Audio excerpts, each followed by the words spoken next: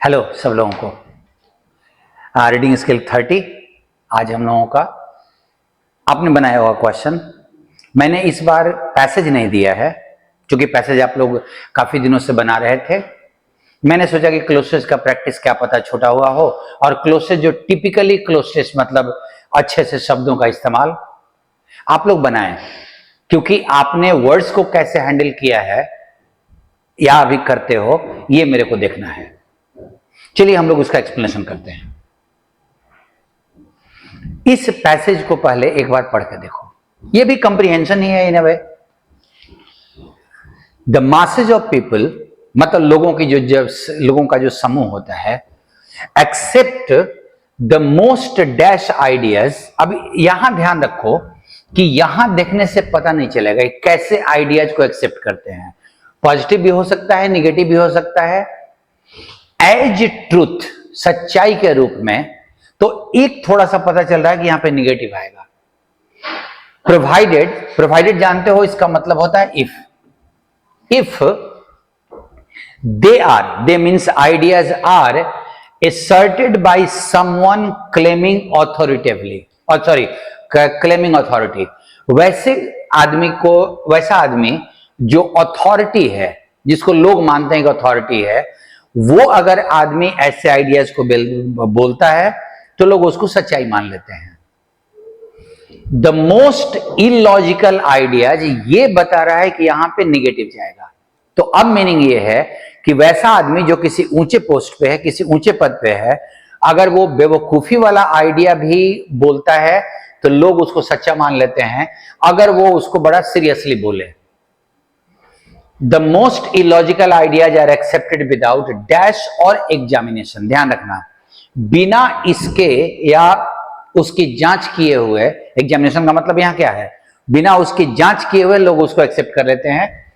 If they are stated, अगर उनको कहा जाता है, बोला जाता है, डैश एंड ऑथोरिटेटिवली, अगर उसको बहुत प्रमाणिक तरीके से बोला जाए या बहुत मतलब अपनी अथॉरिटी दिखाते हुए बोला जाए और ऐसे बोला जाए तो लोग उसको एक्सेप्ट कर लेते हैं। Particularly in the respective fields of religion and politics, do we find this blind acceptance? ये blind acceptance particularly इन दोनों fields में मेरे को दिखाई पड़ता है, of illogical ideas by the multitude। Same चीज लिखा हुआ है, बट बस एक चीज बोला कि ये इन दोनों फील्ड में ज्यादा दिखाई पड़ता है। Dash assertion by the leaders, assertion means वही बोलना, statements, seems sufficient for the multitude of followers to accuse। accuse मतलब होता है किसी बात को स्वीकार कर लेना। एक ही बात है कि अगर कोई अथॉरिटी वाला आदमी अगर कुछ बेवकूफी वाला आइडिया भी बोलता है तो वो लोग उसको स्वीकार कर लेते हैं, बिना उसकी जांच किए हुए या बिना उस पर प्रश्न उठाए हुए। देखते हैं ऑप्शन को। पहला प्रीपोस्टरस, दूसरा ग्रेवली, तीसरा चूंकि एग्जामिनेशन था इसलिए इंक्वायरी नहीं होगा, डिस्प्यूट, सोलेमनली एंड मियर, मात्र। अब आप ध्यान दीजिए, प्रिपॉन्डरेंट का मतलब होता है most important,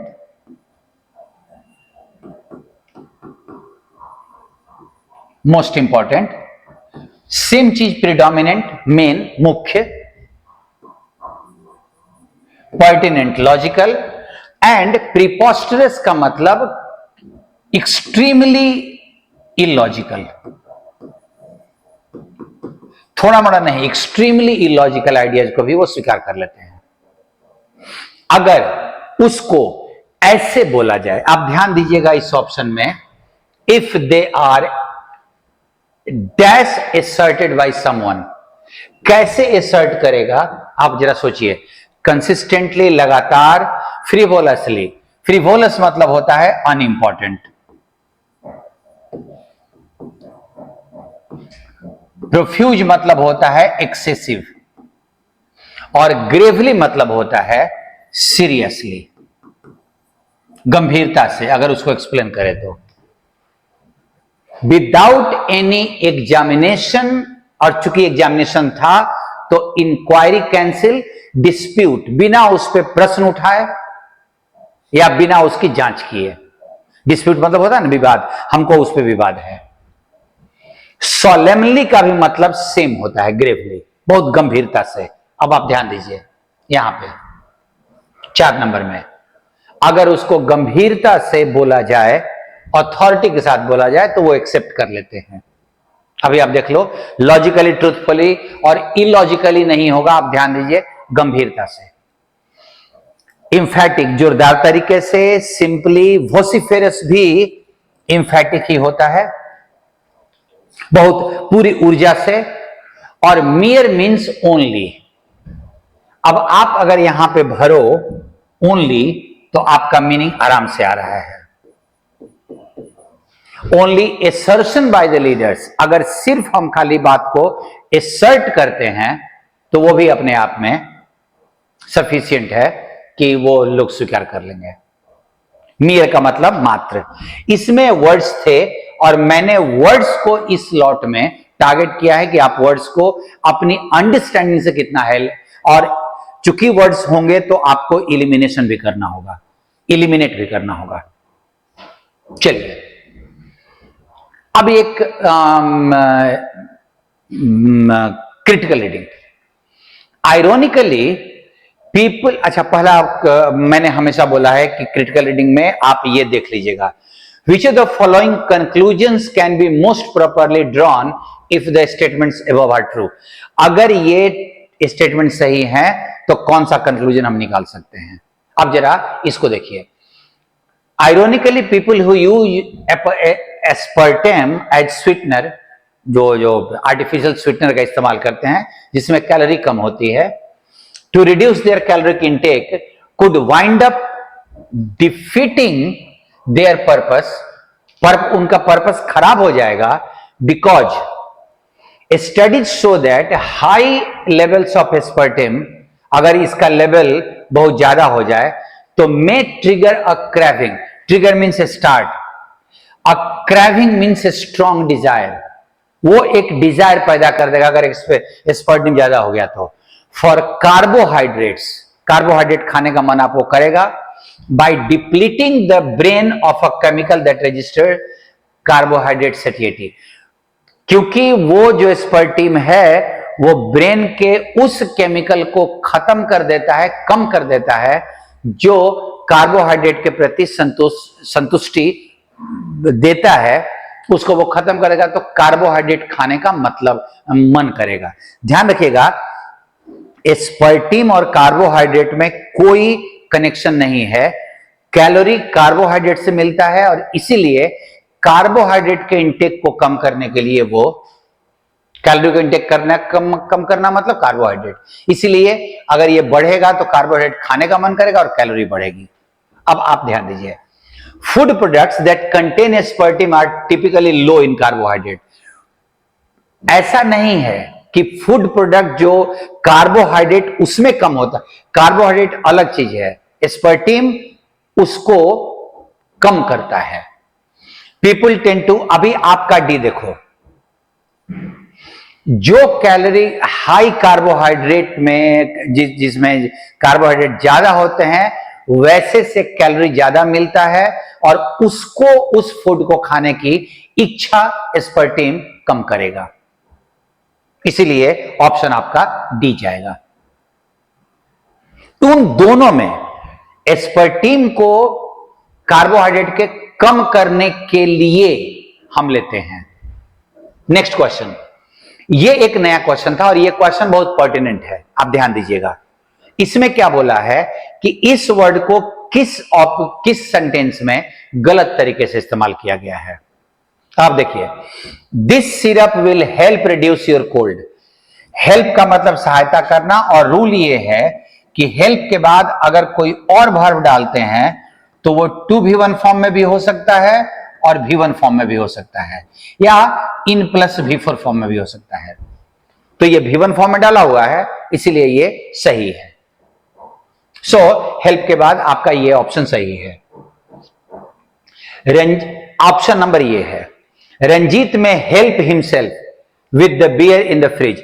help one self का मतलब खुद से लेकर खाना या पीना, self service, that is help one self. Do you really expect me to help you out? Help out का मतलब किसी को संकट से बाहर निकालना विथ समथिंग। सो ये तीनों सही था। ये एक लगा हुआ है कैन नॉट हेल्प, और कैन नॉट हेल्प का मतलब इसके बाद आपको भी4 लगाना होता है और मतलब होता है इस चीज को करने से मैं रोक नहीं पाया। आई कुड नॉट हेल्प या I can not help laughing, मैं हंसी नहीं रोक पाता हूं। यह एक अलग फ्रेज है। और कैन नॉट हेल्प के बाद नॉर्मली भी4 कोई काम करने से अपने आप को रोक पाना होता है। और यह लिखा हुआ है कि मैं अपने स्किन के कलर को हेल्प नहीं कर सकता, वो कोई मीनिंग नहीं, रोक नहीं सकता, ऐसा कुछ नहीं है, मीनिंग आ रहा है। ये सेंटेंस मीनिंगलेस हो गया है। नेक्स्ट क्वेश्चन पे ध्यान दीजिए। नेक्स्ट क्वेश्चन में यह है कि आपके ये दोनों वर्ड में कौन सा सही है। अब एप्रिसिएटिव होता है किसी चीज के प्रति आभारी होना या उसका वैल्यू समझना, और एप्रिसिएबल को एप्रिसिएट से कोई मतलब नहीं है, संख्या या मात्रा में ज्यादा होता है। इसका मतलब संख्या या मात्रा में ज्यादा, इसका मीनिंग होता है संख्या या मात्रा में ज्यादा होना, ठीक है। और एप्रिसिएटिव मतलब किसी चीज का वैल्यू समझना, उसके प्रति आभारी होना। अब आप सेंटेंस को देखो। A new entrant finds enthused. Enthuse, आप ध्यान दीजिएगा, इंथुजियाज्म का वर्ब है, उत्साहित। एक नया व्यक्ति अपने आप को उत्साहित पाता है टू परफॉर्म बेटर, कि वो अच्छा काम करेगा अगर द एस्टैब्लिश्ड वंस, जो उसमें वो जो बड़े लोग हैं, जो स्थापित लोग हैं, in the field are appreciative of his efforts, जो उसके एफर्ट्स के वैल्यू को पहचानते हैं, तो वो ज्यादा काम करने को प्रेरित होता है। ये हो गया एप्रिसिएटिव, और ये सही है। Quite an appreciable chunk of the middle class, मतलब चंक का मतलब होता है ग्रुप, तो मिडिल क्लास के ग्रुप का बड़ा हिस्सा, ये दोनों सही है और इसीलिए बोथ आर करेक्ट। नेक्स्ट वाले क्वेश्चन में आप ध्यान दीजिए। इसमें आपको इनकरेक्ट सेंटेंस खोजना है। आपका इस क्वेश्चन में ज्यादा परेशानी नहीं थी, क्योंकि only a few generations has लिखा हुआ है। अगर वो ज्यादा होता ना कि इसमें से कौन कौन से ऑप्शन सही हैं, तो वो ज्यादा मुश्किल होता है। इस वाले लॉट में एक सेंटेंस में एरर है, बाकी सब सेंटेंस सही है। अगर आपको ये लगा हो कि किसी क्वेश्चन में, किस सेंटेंस में कोई वर्ड गलत है, तो आप कमेंट करके मेरे को पूछ सकते हो, मैं आपको जवाब दे दूंगा। यहां पे बहुत आसान था। And find out the last question. ये क्वेश्चन बहुत ट्रिकी है। British airspace has been focusing on building European links. अब जरा क्वेश्चन के ऑप्शन को देखो तो नो करेक्शन रिक्वायर्ड नहीं है, इन चारों में से एक चुनना है, पहली चीज। दूसरे कि आपके पास फोकसिंग की जगह पे concentrating, pursuing ways, stressing and focusing on, same चीज लिखा हुआ है। तो अगर ये ऑप्शन सही है तो आपको कहीं ना कहीं रिपीट करेगा वो, क्योंकि नो करेक्शन रिक्वायर्ड कहीं नहीं दिया हुआ है। और अगर गलत है तो इसमें तो किसी में नहीं है वो। अब आप देखो, यहां पे एयर स्पेस है, मतलब हम जहाज के उड़ने, या जहाज वहां जाती है, मतलब एरोप्लेन्स का कनेक्टिविटी वहां से है, तो ये के लिए लिंक वर्ड को डालना मुश्किल है। तो आप ये लिंक वर्ड अगर काट दो तो सारा कट जाएगा। और आप देखो, British air space has been pursuing ways, वो रास्ता खोज रहा है, ऑफ बिल्डिंग यूरोपियन कनेक्टिविटी, कि यूरोप से कनेक्टिविटी कैसे बिल्डअप किया जाए। ये नहीं है कि स्ट्रेस होता है किसी बात पे जोर देना, तो ये तो हम वर्ड काट सकते हैं, लेकिन फोकसिंग और कंसंट्रेटिंग ऑन दोनों है। फोर्ज लिंक का मतलब होता है किसी से अपना संबंध बढ़ाना, जबकि यहां पे एरोप्लेन्स के चलने की बात हो रही है।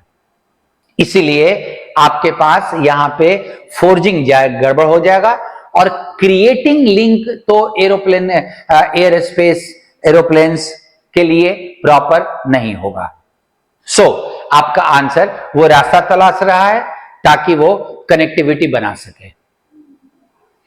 इसमें से कुछ क्वेश्चंस, जैसे एक वर्ड का जो अलग अलग यूज है, वो वाले क्वेश्चंस बहुत इंपॉर्टेंट हैं, और आप सीरियसली पर्टिकुलरली इस लॉट में क्लोज को ध्यान से बनाइए, वहां आपकी एक्यूरेसी मेरे लिए मैटर करेगी।